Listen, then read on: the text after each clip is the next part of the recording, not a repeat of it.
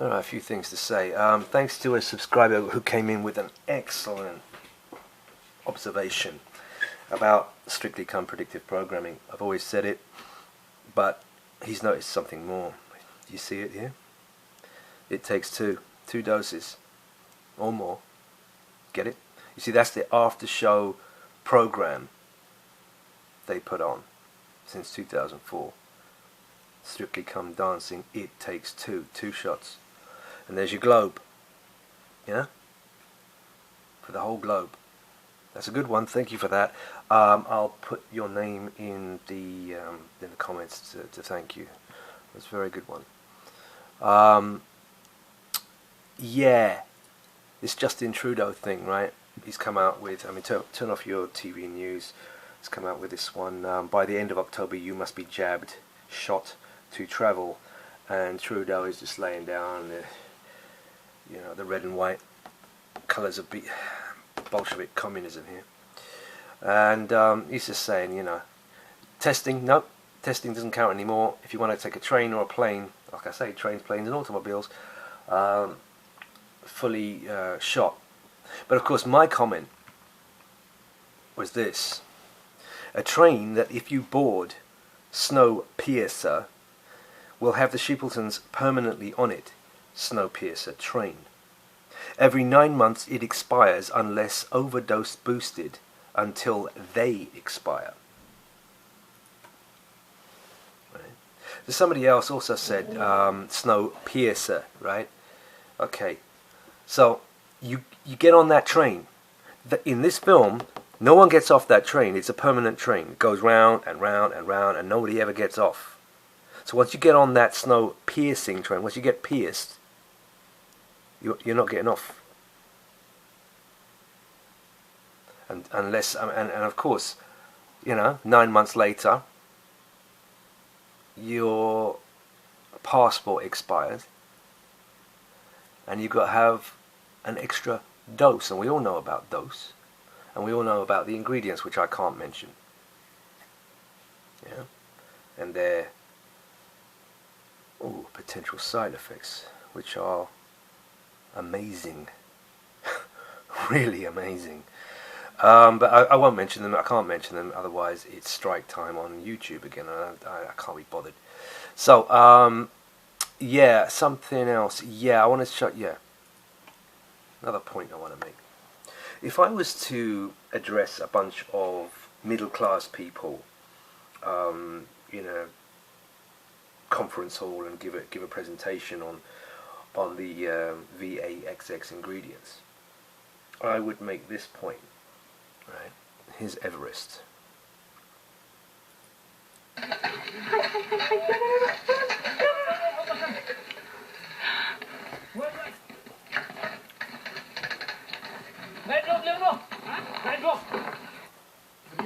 Several minutes later, after several people have tried to get him back up, eventually, look at that. How many people? It takes about 8 people to pull him just back on that. Right. Now, Everest.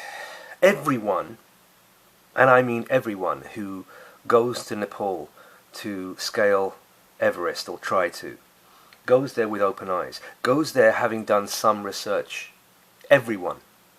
And if they haven't done a lot of research before, by the time they get to base camp and they are with their team, the team leader will have read the Riot Act to them, giving them the information they need, saying, look, this is a life or death choice. You could die in several different ways. Like in the film Everest, the team leader says, the human body isn't supposed to operate at the flying altitude of a Boeing 747. Yeah, that's very true. You're up in the death zone.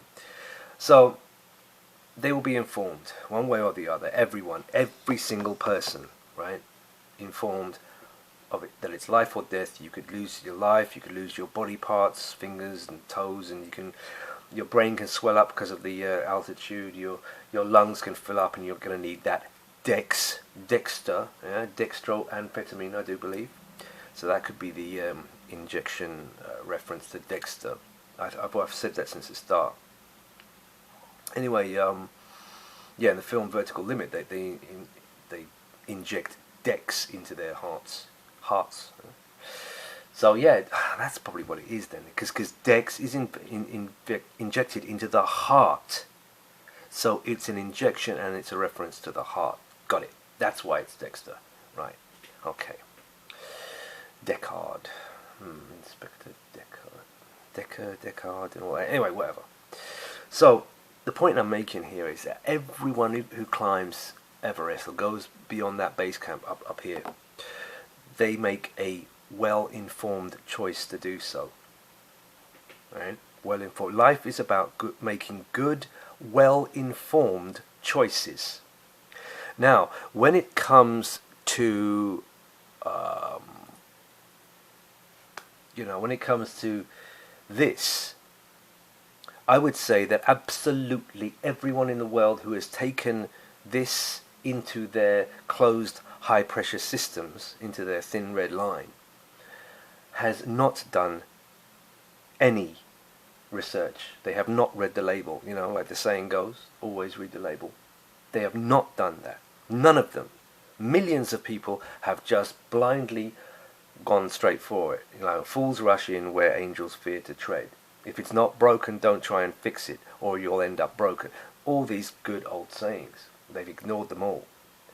So, completely unlike everyone who scales Everest or tries to, they have not informed themselves of the ingredients and, the potential side effects, which are, like I say, extraordinary.